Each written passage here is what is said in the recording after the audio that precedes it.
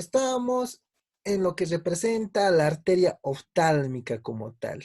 Y como lo iba pintando en su momento, habíamos dicho que la arteria oftálmica era una ramificación que nacía de manera colateral de la arteria carótida interna, que lo estoy remarcando en un color guindo en la imagen, fíjense ahí.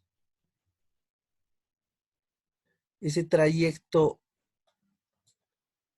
en sentido medial prácticamente de esta arteria oftálmica en esta visión superior como tal. Entonces, fíjense, lo he remarcado en un color rojo.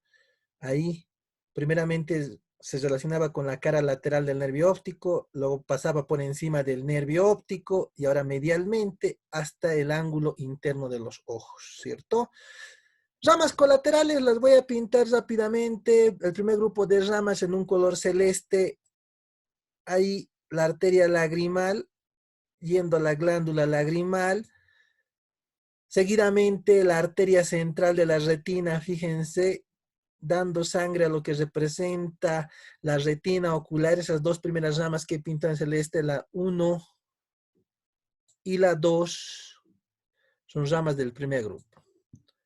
Segundo grupo de ramas colaterales que voy a pintar en un color verde, la que iba describiendo hace un momento, esta que está siempre cerca al techo, la arteria supraorbitaria, que es la que va a dar sangre a estructuras del techo orbitario y fundamentalmente a la piel de la frente, le coloco un 1 ahí.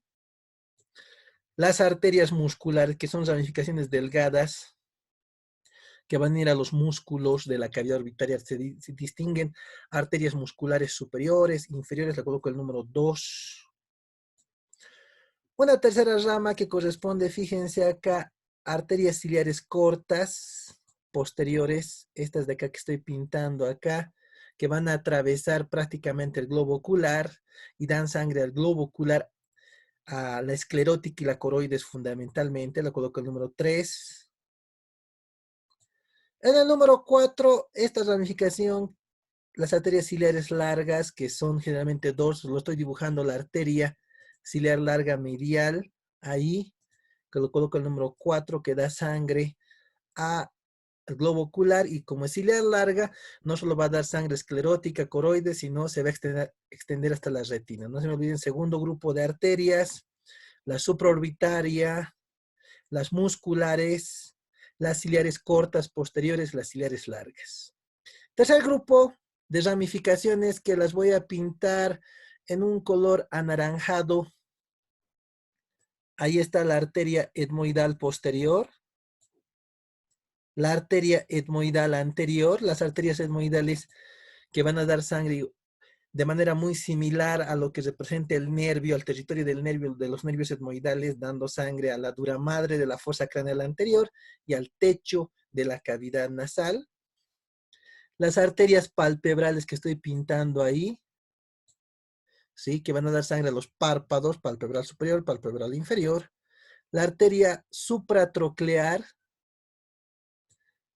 que emerge por la escotadura frontal interna supratroclear, da sangre a la piel de la parte medial de la frente. Entonces ahí tenemos 4 ramificaciones. No se me olviden ahí las 4 ramas, ¿sí? Finales colaterales de lo que representa la oftálmica. Arteria, le voy a colocar un 1, arteria etmoidal posterior, 2, arteria etmoidal anterior, 3, arteria palpebral, 4, arteria supratroclear. Y su rama terminal, que la veo ahí saliendo prácticamente de cavidad orbitaria, corresponde a este nivel, a lo que representa esta que voy a remarcar en rojo, la arteria dorsal de la nariz. Esa arteria dorsal de la nariz, una vez que sale de cavidad orbitaria, se va a unir a la rama terminal de la facial, que es la arteria angular. En esta otra imagen ya empieza cadavérica. Fíjense, esta flexosa, esta gorda que ven aquí así, haciendo sus curvas, es la arteria oftálmica. En esta imagen prácticamente se ha quitado la musculatura del techo orbitario. Fíjense cómo se ha reclinado al músculo elevador del párpado superior, al recto superior, y esta que veo haciendo sus flexosidades, esa que he delimitado en rojo, es la arteria oftálmica, la arteria fundamental de lo que es cavidad orbitaria. Muy bien, ya conozco la arteria oftálmica. Ahora voy a describir a lo que representa el drenaje venoso de esta cavidad. Vamos a describir las venas oftálmicas. Fíjense, aquí tengo el drenaje venoso. Lo voy a remarcar en un color azul. Esta es la vena oftálmica superior. Aquí tengo la vena oftálmica inferior. Y como pueden ver en la imagen, son venas tan diferentes las venas oftálmicas. La oftálmica superior nace aquí, en el ángulo interno de los ojos, ¿sí? De su continuidad con la vena angular, que es la vena de origen de la vena facial. A ese nivel, la vena oftálmica superior siempre está encima del globo ocular, encima del nervio óptico. En este trayecto que vemos de la vena oftálmica superior, recibe múltiples venas. Recibe las venas etmoidales, las venas musculares superiores, la vena supraorbitaria. Debo de destacar aquí la presencia de dos venas muy particulares que las puedo marcar, las que salen del globo ocular. Fíjense acá. Estas son las venas vorticosas superiores. Y también puedes recibir la vena lagrimal, la central de la retina y la oftálmica inferior, como podemos ver, que se está uniendo ahí. Entonces, ahí tengo la vena oftálmica superior que siempre está ahí, encima del globo ocular, encima del nervio óptico y debajo de los músculos elevador del párpado superior y recto superior. Vena oftálmica inferior. ¿Dónde nace la vena oftálmica inferior? Nace aquí adelante. Producto de la reunión de múltiples vénulas de las vías lagrimales y del piso de la órbita. Se dirige en sentido posterior. En este trayecto, fíjense la anastomosis que presenta con el sistema del plexo alveolar y el plexo pterigoideo. Recibe venas musculares inferiores, las venas vorticosas inferiores que recogen la sangre del globo ocular y como pueden ver, a este nivel, la oftálmica inferior o la oftálmica superior, puedes recibir la vena central de la retina. De una u otra manera, las oftálmicas, ya sea superior o inferior, van a desembocar en esta gran cavidad venosa que es el seno cavernoso que veo ahí en la parte posterior. Entonces, fíjense que toda la sangre de cavidad orbitaria se va a los senos cavernosos, como tal, ahí. En la imagen cadavérica podemos delimitar ahí la vena como tal. Ven esta gorda negra aquí que está justo en la parte superior. En esta imagen, la que estoy ahí demarcando, contorneando en color azul, es la vena oftálmica superior. Así notoria se ve en estructuras cadavéricas lo que representa la vena oftálmica superior. No se me olviden que el drenaje venoso de cavidad orbitaria es dependiente de las venas oftálmicas superior, inferior, que al final toda la sangre se drena al seno cavernoso como tal. Muy bien. Voy a proceder a describir las estructuras nerviosas. Segundo par craneal, nervio óptico, nervio de la visión como tal. Como podemos observar en esta imagen, el nervio óptico emerge de lo que representa cavidad orbitaria, emerge en primera instancia del globo ocular. Como un grueso nervio, fíjense cómo se ve en sentido posterior, va a atravesar el conducto óptico y los nervios ópticos ya dentro de la cavidad craneal se fusionan formando esto, el quiasma de los nervios ópticos. Es un sitio de entrecruzamiento de las fibras nerviosas. A partir del quiasma, las fibras de los nervios ópticos van a dar origen a las cintillas o tractos ópticos que estoy marcando en rojo. Estas cintillas o tractos ópticos que voy a volver a ver acá, fíjense acá en la imagen, en este corte horizontal de cerebro, van a tener relación con el tálamo óptico, más que todo con el cuerpo geniculado lateral, y al final las radiaciones ópticas van a ir a este lóbulo, al lóbulo occipital de los hemisferios cerebrales. Como pueden ver en la imagen superior, yo puedo observar, puedo verlos, bueno, puedo ver sus nombres en esta presentación, ¿sí? Porque estoy viéndoles con mi lóbulo occipital, ahí. El lóbulo occipital es el lóbulo de la visión prácticamente. En sus relaciones anatómicas sucede que, fíjense, el nervio óptico ha emergido del globo ocular, es el nervio fundamental de la visión como tal, ¿sí? Emerge del globo 3 milímetros medial, 1 milímetro inferior al polo posterior. En este trayecto intraocular, las fibras del nervio óptico han emergido de las células ganglionares de la retina ocular, han atravesado esclerótica coroides, han emergido por un punto muy particular denominado el disco óptico. En su trayecto intraorbitario, el nervio óptico forma el eje medio de esta cavidad. Sucede que aquí está rodeado por los músculos rectos, arteria oftálmica, vena oftálmica, diferentes nervios. En su trayecto intracanalicular, el nervio óptico está en relación con la arteria oftálmica que le acompaña en este conducto. En su trayecto intracraneal, mi nervio óptico como tal, tiene múltiples relaciones, pues este pequeño segmento final de 1 centímetro se encuentra encima de la dura madre de la silla turca, que es la tienda de la hipófisis, se encuentra debajo de la sustancia perforada anterior, estría olfatoria medial, ¿sí? Se encuentra prácticamente en relación a la arteria carótida interna y sus ramas terminales. Entonces, múltiples relaciones, no se me olviden que el nervio óptico, nervio fundamental de la visión, ¿sí? Ha nacido el globo ocular y al final tenemos la visión con el lóbulo occipital. Muy bien, ya conozco mi segundo par craneal. Vamos a ver lo que representa el tercer par craneal. Como pueden ver en esta imagen, tenemos, fíjense, esta visión, en esta imagen tenemos el tallo encefálico, tallo cerebral, con sus diferentes porciones, ¿cierto? Esto de acá es el bulbo raquídeo. Lo coloco ahí, bulbo raquídeo. Esto de acá es la protuberancia. Esto de acá es el mesencéfalo. Cuando yo quiero describir el nervio oculomotor, sucede que el nervio oculomotor es un nervio motor y vegetativo. ¿Qué es lo que mueve? Mueve todos los músculos de la cavidad orbitaria, excepto dos. Excepto el músculo oblicuo superior, que está controlado por el nervio patético, excepto el músculo rectolateral, que está controlado por el nervio abducens o motor ocular externo. Pero muy bien, ¿a qué va todo esto? Que es motor de todos los demás músculos, excepto dos, el oblicuo superior y el recto lateral.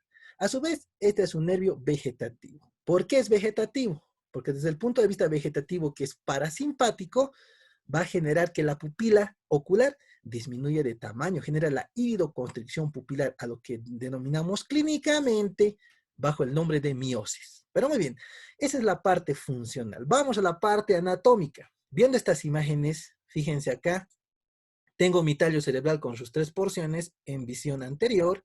Tengo un corte. Este corte que veo acá corresponde a un corte de esto. Voy a hacer una línea, fíjense, de un color verde.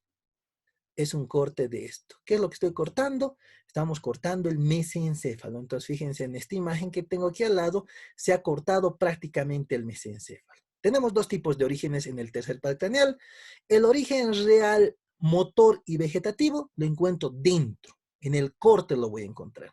En cambio, el origen aparente lo voy a encontrar aquí.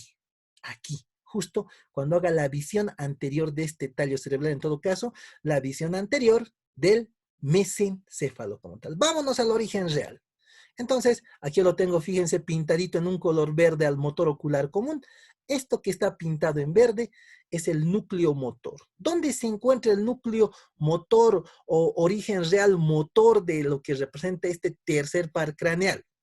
Se encuentran dos núcleos que se encuentran anterolateralmente a esta cosita celeste. Esta cosita celeste es un conducto, es el acueducto de Silvio como tal. Entonces ahí tengo dos núcleos motores en verde que se encuentran anterolateralmente al acueducto de Silvio a la altura de estas eminencias. Ahí tiene su nombre. Tenemos a la altura de los colículos superiores. Este núcleo motor se va a unir a otro núcleo que ahora lo voy a pintar en un color rojo. Este es el núcleo vegetativo.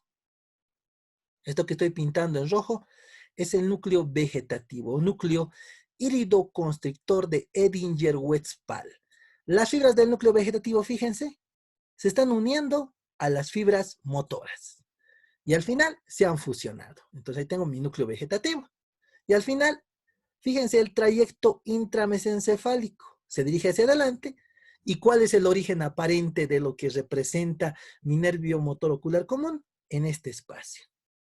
En la visión anterior de lo que es el mesencéfalo, puedo reconocer la presencia de las siguientes estructuras. Dos columnas.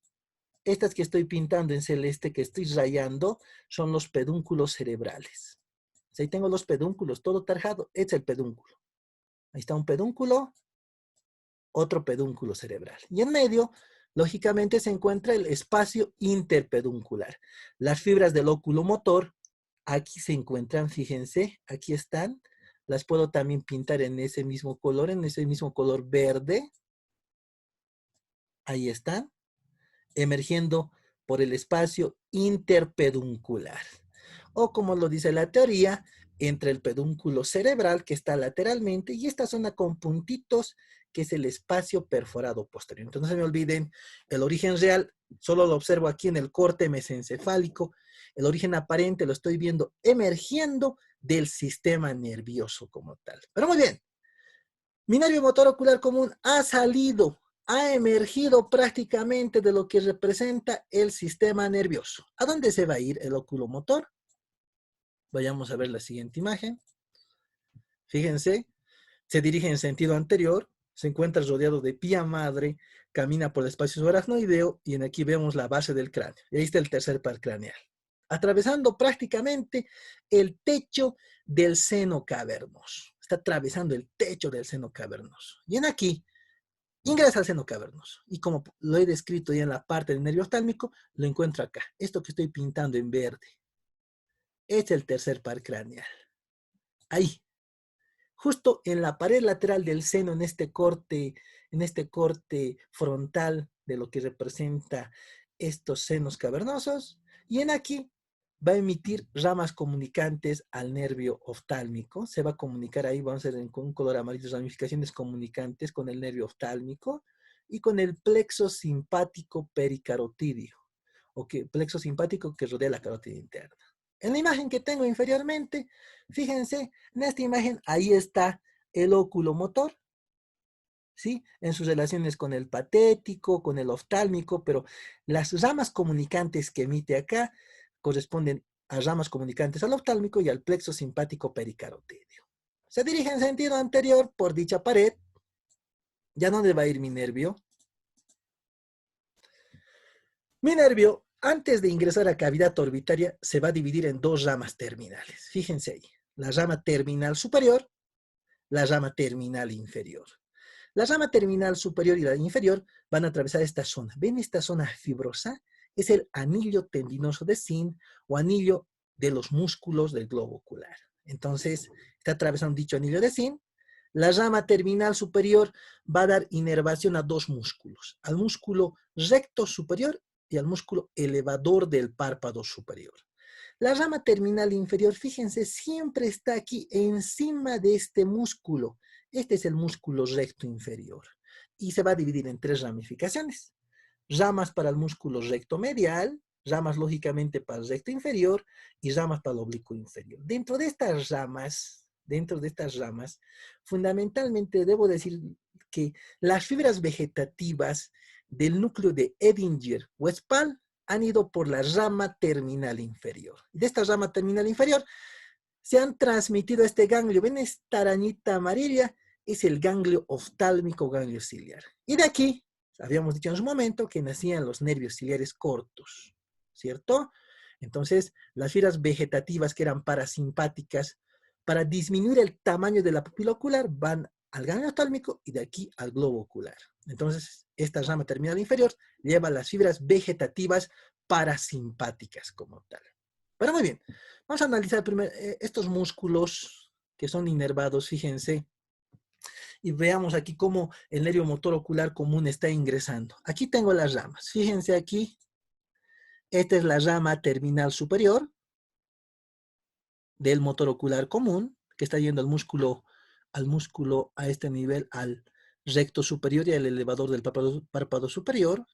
Aquí está la rama terminal inferior del oculomotor, que va a dar rama al recto medial, ahí está el músculo recto medial, al recto inferior y al oblicuo inferior como tal. Entonces tengo rama terminal superior, rama terminal inferior como tal. Y no se me olviden que estas dos ramas finales del oculomotor están atravesando este orificio del anillo de Zinc. No se me olviden que todos los músculos están inervados por el tercer par craneal, excepto el músculo recto lateral, que aquí lo estoy poniendo RL, que está inervado justamente por este nervio, el abducens, excepto el músculo oblicuo superior, aquí le voy a poner oblicuo superior o oblicuo mayor, que está inervado por este nervio, el nervio patético o nervio troclear. Todo lo demás inervado por rama terminal superior, rama terminal inferior del óculo motor como tal. Y no se me olviden que del anillo de Zinc o de esta porción fibrosa nacen los músculos rectos. Recto superior, recto inferior, recto medial, recto lateral, que van a insertarse en el globo ocular. Y los oblicuos que no proceden de este anillo fibroso, sino de proximidades de la periórbita. Oblicuo superior en la periórbita nace y va a insertarse ahí, en el globo ocular. El oblicuo inferior que nace aquí, lateralmente al conducto nasolagrimal y se va a la parte inferior del globo ocular. Pero muy bien, entonces no se me olviden esta relación que el oculomotor inerva todos los músculos excepto dos, excepto el recto lateral, que está inervado por el nervio abducens, excepto el músculo oblicuo superior, que está inervado por el nervio patético como tal. Vayamos a ver más imágenes. Fíjense, aquí tengo la importancia funcional de la porción vegetativa. Como pueden ver, en estos ojos, este pequeño círculo negrito es esto, la pupila. Cuando la pupila es chiquitita, debido al aumento en la cantidad de luz, se genera una iridoconstricción. Esto se denomina miosis. Pero cuando la pupila está aumentada de tamaño, tenemos una midriasis, que es la iridodilatación. Estos dos están producidos por el sistema nervioso vegetativo. Esto de acá, por el sistema parasimpático. Esto de acá, por el sistema nervioso simpático como tal. De estas dos que estoy viendo acá, la iridoconstricción o la miosis es dependiente del tercer par craneal, de su porción vegetativa que es parasimpática como tal. No se me olviden esa relación de que produce la porción vegetativa del tercer par craneal. Muy bien, analicemos el cuarto par craneal, el nervio patético o troclear como tal. Entonces aquí tenemos lo propio, mi tallo cerebral o tallo encefálico, visión anterior, visión posterior, corte del mesencéfalo. Entonces delimitamos el mesencéfalo. Este es el mesencéfalo. Le colocamos una M. Mesencéfalo, pero en visión posterior. Lo propio acá, mesencéfalo, pero en visión anterior. Ahora, sucede que el nervio patético troclear es un nervio exclusivamente motor, de un solo músculo, como lo hemos demarcado anteriormente. Solo va a generar el movimiento del músculo oblicuo mayor, oblicuo superior, generando el movimiento de lateralidad e inferior del globo ocular. Vamos a lo que representan los orígenes. Entonces, para poder encontrar el origen real, tengo aquí mi corte, y el origen aparente lo observo acá, en la visión posterior. Sucede que en la visión posterior tengo el origen aparente, es el único de todos los pares craneales que tiene su nacimiento acá, en la cara posterior del tallo cerebral y por ende del mesencéfalo. Vamos al origen real como tal. Entonces, para poder encontrar el origen real, he realizado un corte horizontal del mesencéfalo. Veo aquí claramente la imagen, lo voy a pintar también en color verde. Tiene su nacimiento en estos núcleos. Lo estoy pintando en verde. Son dos núcleos motores que prácticamente es la prolongación inferior del núcleo motor del motor ocular común. Estos núcleos motores se encuentran de manera muy similar anterolateralmente al acueducto de Silvio, pero ahora se encuentra a la altura de los colículos inferiores. Pero ustedes se preguntarán, ¿qué son los colículos? Cuando veo la visión posterior, tengo estas bolitas. ¿Ven aquí? Aquí hay una bolita, otra bolita, otra bolita. Son 4 bolitas como tal. Estos son los colículos como tal. Tenemos colículos superiores y tenemos colículos inferiores.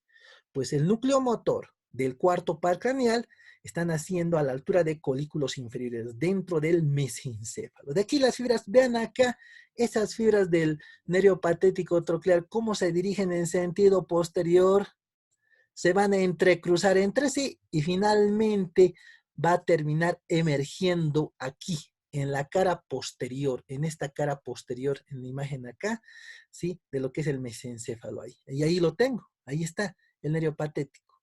¿Dónde se encuentra el origen aparente? La teoría nos dice lo siguiente: el origen aparente de este cuarto par craneal se encuentra a cada lado del frenillo del velo medular superior. Ustedes se preguntarán, ¿cuál es el velo medular superior? Pues es esto que voy a pintar en celeste. Fíjense. Esta tela, esta formación triangular que estoy pintando, es el velo medular superior. Y su frenillo lo voy a pintar en color rojo. Este es el frenillo. Este es el frenillo de este velo. Y se denomina velo medular superior porque va a formar el techo de esta cavidad. El techo de la fosa romboidea o techo del cuarto ventrículo. Entonces, fíjense, este origen aparente del cuarto par craneal está justo aquí en la cara posterior del mesencéfalo, a cada lado de este frenillo del velo medular superior. Y lo pinto ahí en un color verde. Ha nacido acá en esta cara posterior, va a tender a prácticamente rodear este mesencéfalo, como lo dice la teoría, rodeando el pedúnculo cerebeloso superior, va a rodear el pedúnculo cerebral y finalmente lo voy a tener en la visión anterior, acá, contorneando los pedúnculos cerebrales. Entonces, como pueden ver, no se me olviden que aquí tengo un origen real siempre dentro del mesencéfalo y el origen aparente saliendo. Es el único nervio que emerge de la cara posterior del tallo cerebral como tal. Pero muy bien, vamos a ver, sigue el trayecto de mi nervio patético troclear. ¿Y a dónde va a ir? Como podemos ver la imagen, y ahora vamos a ver la siguiente imagen. Mi nervio también se va a rodear de pía madre, va a ir por el espacio subaracnoideo, viendo esta base craneal. El nervio patético lo veo ahí al cuarto par craneal. Ahí. Se encuentra por detrás y por fuera del tercer par craneal, atravesando también el techo de este seno cavernoso. Realizando un corte frontal de los senos, vuelvo a la misma imagen acá. ¿Dónde está aquí el cuarto par craneal? Lo pinto en color verde. Es este de acá. Le coloco el número 4 ahí. Se encuentra ahí, justo en la pared lateral del seno cavernoso, debajo del óculo motor, encima del oftálmico como tal. Este cuarto par craneal hace comunicaciones muy similares como el tercer par craneal. Se va a comunicar con el nervio oftálmico y con el plexo simpático pericarotídeo. En la imagen inferior es una ramificación bien delgada, el nervio troclear, fíjense acá, esta ramificación tan delgadita es el nervio patético troclear. Está ahí, dentro del seno cavernoso. Una vez que se encuentra dentro de lo que representa el seno cavernoso, se dirige en sentido anterior y va a atravesar la fisura orbitaria superior lateralmente al anillo de Sim. Cuando vean esta imagen, fíjense, aquí está el nervio patético, se dirige en sentido medial y va a incidir en lo que representa el músculo oblicuo superior. Lo puedo pintar ahí en un color verde. Fíjense ahí. Lo estamos pintando en un color verde, claramente ahí, en sentido medial. Y está yendo hacia su músculo, el oblicuo superior como tal. Entonces, como pueden ver, ahí lo tengo a lo que representa mi nervio patético. En esta imagen, fíjense, es mucho más gruesote. Y también lo puedo remarcar en un color verde. Este nervio es el nervio patético troclear. Está bastante grueso, ese que estoy demarcando encima, es el nervio patético troclear. Bastante gruesote ese nivel. Y fíjense, está yendo hacia su músculo. Este es el músculo oblicuo superior, oblicuo mayor. Como les iba diciendo, gracias a la inervación del músculo oblicuo superior, dirige el globo ocular en sentido lateral y en sentido inferior, como tal. Muy bien, vamos a ver el siguiente par craneal. Ahora vamos a describir al nervio abducens o motor ocular externo. Lo propio, veo esta imagen y en aquí veo, fíjense, este es el tallo encefálico, tallo cerebral, ¿sí? Y en aquí tenemos un corte. ¿Un corte de qué será? Un corte de la protuberancia como tal. Y voy a delimitar la protuberancia. Fíjense. Visión anterior es la protuberancia. En una visión anterior como tal. Entonces, lo propio, corto la protuberancia. Y aquí está el origen real. Y aquí voy a encontrar el origen aparente, saliendo aparentemente del sistema nervioso. Vamos a ver el origen real como tal, fíjense, lo voy a pintar en un color verde al núcleo motor. Sucede que el nervio abducens es un nervio eminentemente motor, y que va a dar inervación a un solo músculo, al músculo recto lateral como tal. Y lo pinto, fíjense. ¿Ven acá? Esto que estoy pintando en verde en el corte protuberancial corresponde al núcleo motor de lo que representa el nervio abducente. Como nos dice la teoría, este núcleo motor está aquí dentro de la protuberancia generando una eminencia que voy a pintar en color celeste. Esta eminencia que pinto en color celeste, fíjense acá, es una eminencia que está sobresaliendo en una cavidad. Esta cavidad, a la cual voy a colocar el nombre de fosa romboidea o cuarto ventrículo, dice, este es el cuarto ventrículo como tal, es una cavidad que está dentro de lo que es la protuberancia. Y como pueden ver aquí en la imagen, este cuarto ventrículo va a tener un piso o suelo, va a tener un techo o parte posterior como tal.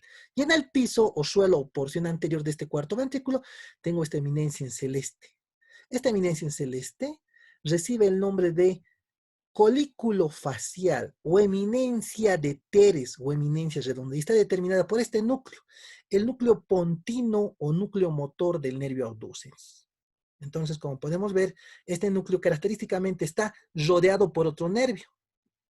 Si esta eminencia es el colículo facial, pues el nervio que le rodea tiene que ser sí o sí el nervio facial. Una vez que ha sido contorneado y ha generado su eminencia ahí en el piso del cuarto ventrículo, mi nervio abducens, a partir de su origen real, se dirige en sentido anterior. Vean las fibras, que lo estoy pintando en verde ahí. Se dirige en sentido anterior. Y finalmente tenemos su origen aparente aquí, en la cara anterior de lo que es la protuberancia. Y tengo la cara anterior, ¿sí? Y lo vuelvo a ver acá. En acá debo de identificar el origen aparente. Por lo cual, primeramente voy a pintar un surco. Este surco que pinto en un color rosado, este es el surco bulbopontino o bulbo protuberancial. Y aquí, en pleno surco bulopontino, va a estar emergiendo el nervio abducens, que lo pinto también en verde. Fíjense, ahí está el nervio abducens. Como nos dice la teoría, claramente el nervio abducens está prácticamente emergiendo de dicho surco bulbopontino por encima de estas eminencias que voy a pintar en rojo, por encima de las pirámides vulvares. Ahí tengo una pirámide vulvar y ahí tengo la otra pirámide vulvar. Entonces no se me olviden acá, tenemos dos tipos de orígenes. El origen real en un núcleo pontino que determina la eminencia redonda de Teres o colículo facial. El origen aparente en pleno surco bulbopontino encima de las pirámides vulvares, el origen aparente. Pero muy bien, mi nervio hacia dónde se dirige como tal. Este nervio que es motor del músculo recto lateral de la cavidad orbitaria tienen trayecto en sentido anterior. Lo propio, siempre los nervios que salen del sistema nervioso están rodeados de pía madre. En esta imagen de la base craneal, fíjense cómo el sexto par craneal va a incidir en lo que representa la cara posterior de lo que es el seno cavernoso. Vean, viendo el corte, ¿dónde lo voy a encontrar? Lo vuelvo a pintar acá en un color verde. Ahí está. No se me nota bien la imagen, lo voy a pintar en un color negro para que se note.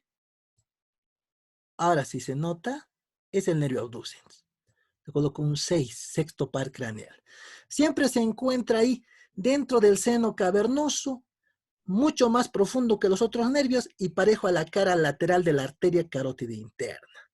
En las imágenes cadavéricas podemos ver, fíjense acá, cómo el sexto par craneal está atravesando. Ahí está mi sexto par craneal, lo puedo remarcar en un color verde. Está atravesando ahí la pared posterior del seno cavernoso. Ahí puedo reconocer el clivus, ahí la porción petrosa del hueso temporal, la fosa craneal media, las arterias carótidas internas como tal. Está atravesando ahí la pared posterior del seno cavernoso. Y aquí, fíjense, el momento que el sexto par craneal ha atravesado la dura madre, está sujetado a este nivel por un ligamento. En su bien nos dice ligamento petroesfenoidal, que va desde el vértice de la porción petrosa al borde lateral del dorso de la silla, o también denominado ligamento de Gruber, como lo dice acá. Una vez que ha ingresado por debajo del ligamento de Gruber, se mete en un canal muy particular que Figun nos menciona en su teoría, que es el canal de Dorello. Se metió y se encuentra ahí, dentro de esto, el seno cavernoso. Ahí, equidistante, entre la arteria carótida interna, que es medial, y los diferentes nervios de la pared lateral del seno cavernoso. Pero ahora muy bien, ¿a dónde se va a dirigir mi nervio como tal? Vamos a ver la siguiente imagen. Fíjense acá. En acá podemos ver cómo ese nervio abducens va a atravesar esto que es el anillo de Sim, o anillo fibroso de nacimiento de los músculos rectos del globo ocular. Y finalmente, fíjense, va ahí, a la cara medial de este músculo recto lateral, dando su inervación motora. El movimiento de lateralidad del globo ocular, movimiento de abducción, es dependiente de este nervio, del nervio abducens y del músculo recto lateral como tal. En la imagen cadavérica, fíjense, ahí está, lo puedo remarcar en un color verde. Ahí están las fibras del nervio abducens, ahí, ingresando a cavidad orbitaria en la visión superior, y ahí incidiendo en la cara medial de este músculo, del músculo recto lateral como tal. En todo su trayecto, el nervio abducens va a ser simplemente comunicación con el plexo simpático pericarotidio como tal. Entonces, creo que con eso he finalizado. ¿Sí? A ver, ¿tengo algo más? Bueno, chicos, gracias por su atención. ¿Sí? Espero haberles compartido lo necesario.